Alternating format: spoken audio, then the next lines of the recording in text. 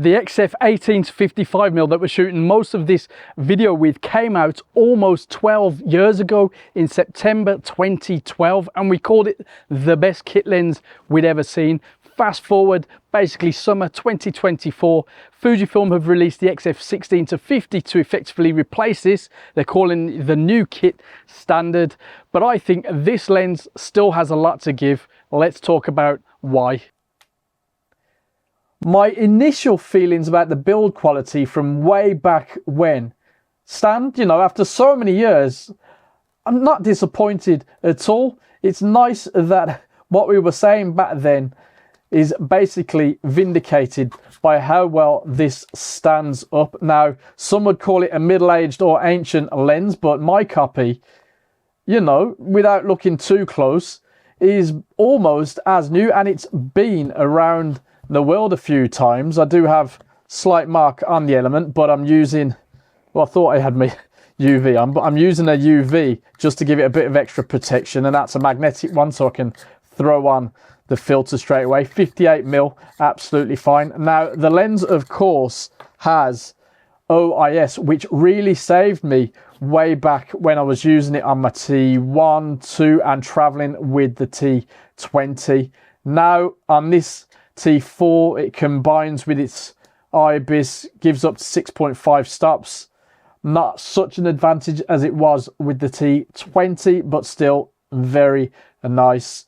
You don't get the best magnification ratio, but other than that, everything is spot on. Yeah, no weather resistance, you know, that might not be so spot on for some of you, but again, traveling around, that hasn't been a problem for me at all. 310 grams, pretty decent considering what we're getting, and we will talk about the image quality next. But first, some samples. I took this around the National Cycling Show in Birmingham for a little workout, and later on you'll see that I wandered into a few other shows that generally wouldn't be of any interest, but I thought, let's give it a workout. Anyway, let's get on with that.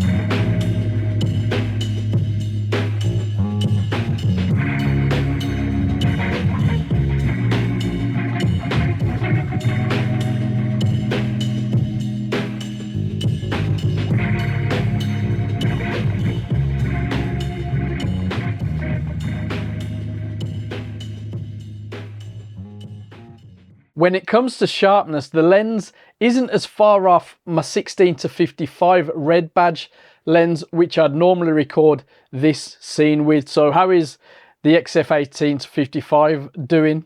Now, in general, day-to-day travel, day-out shooting, this lens for me is as close to the usual very good to excellent color rendering that we expect from Fujifilm lenses, but contrast is a little lacking and chromatic aberration, fringing is present. Now for some more samples, this time something completely different. As I said before, something alien to me. Yu-Gi-Oh, I think you say it like that, National Championships. I was just wandering around and stumbled upon it, so yeah.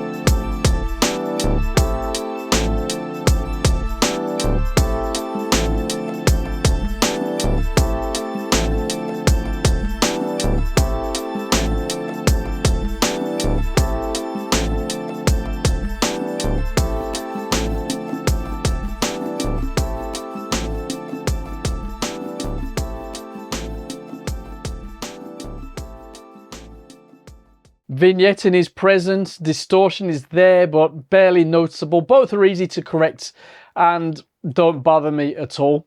Bokeh isn't bad either, you know, it's not too busy. It's pretty smooth where it needs to be and pleasant enough. I mean, we're dealing with variable aperture, but you know, it's worth noting that if you put the lens on a 40 megapixel sensor, it struggles a little bit.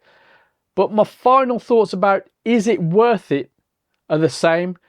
But before that, a few more samples that I took on my way out of the NEC. Again, a totally different culture, but a lot of colors, which is always good with a Fujifilm XF lens.